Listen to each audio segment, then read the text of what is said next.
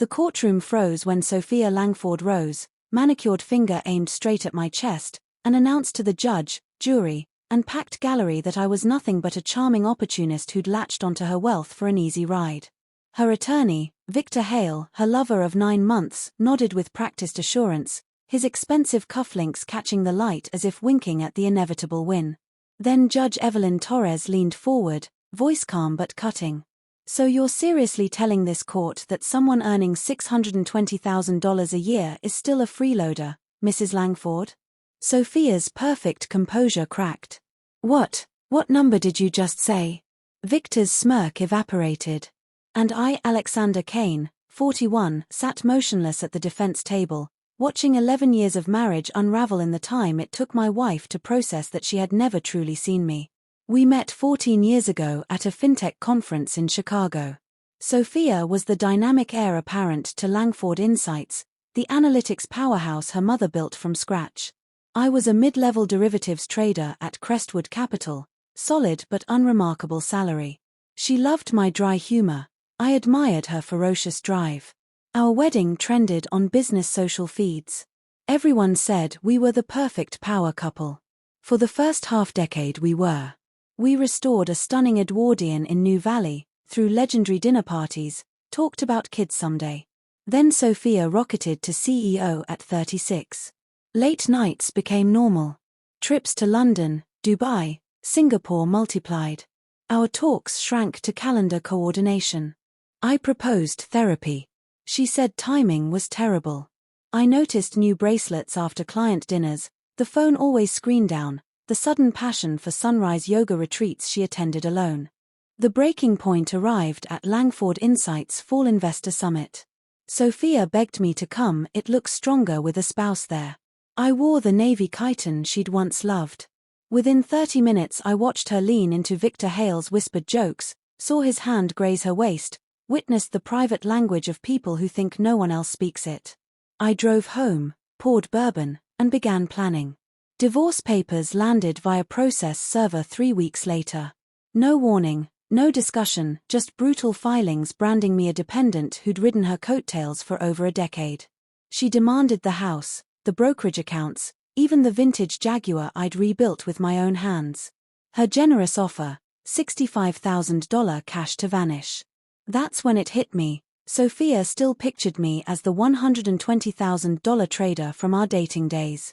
She had no clue that 8 years earlier I'd walked away from Crestwood and quietly launched Vertex Strategies, a specialized quantitative hedge fund focused on statistical arbitrage and machine learning alpha. I began alone in a tiny sublet, writing code at 3 a.m., pitching family offices, delivering outsized returns through volatility spikes.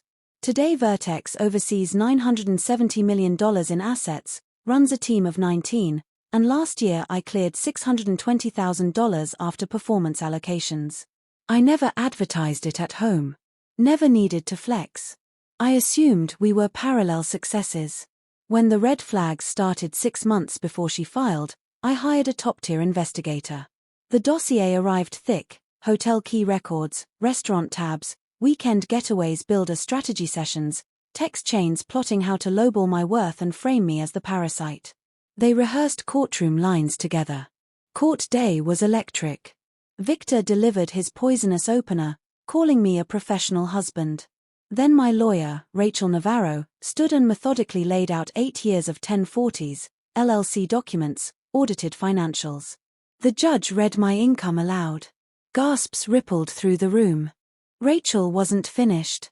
She tendered the investigator's file, surveillance shots, financial trails, verbatim recordings of the conspiracy to mislead the court. Judge Torres's stare could have frozen mercury. She dismissed Victor as counsel immediately, flagged him for bar discipline, and ordered a recess. In the hallway Sophia tried to reach me. "Alex, please, this is all a terrible mistake."